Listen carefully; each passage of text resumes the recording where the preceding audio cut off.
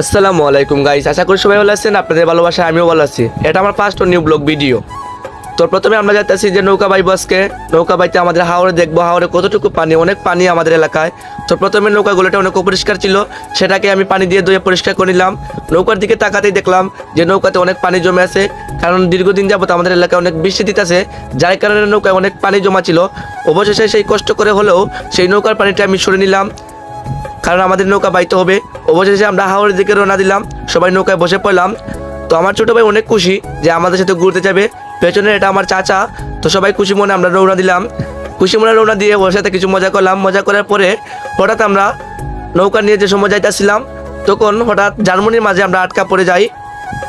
ওই যে দেখতেছেন অনেক জার্মানি, এখানে চারিদিকে জার্মানি, ওই অনেক ভয় পেয়ে যায়। জার্মানির কারণে অনেক কষ্ট করার পরেও আমরা জার্মানি সরিলাম, কারণ জার্মানি না সরলে যে আমাদের নাও যাবে না এখানে। আমরা কষ্ট করার পরেও হাওরে মাঝামাঝি চলে গেলাম। ওই যে দেখতেছেন অনেক জার্মানি ছিল এখানে। কষ্ট করার পরেও আমরা হাওরে মাঝামাঝি চলে গেলাম। অল্প কিছু বৃষ্টি দিলে আমাদের এলাকায় পানি চলে আসে। আমাদের এই অঞ্চলটা অনেক নিচু অঞ্চল, যা হাওরে অবস্থিত। হাওরের পাশাপাশি এই অঞ্চলটি অবস্থিত, যার কারণে অনেক পানি এখানে। দেখতে পাচ্ছেন যে ঘর বাড়ি ডুবে যাচ্ছে। তো সবাই আমাদের জন্য দোয়া করবেন।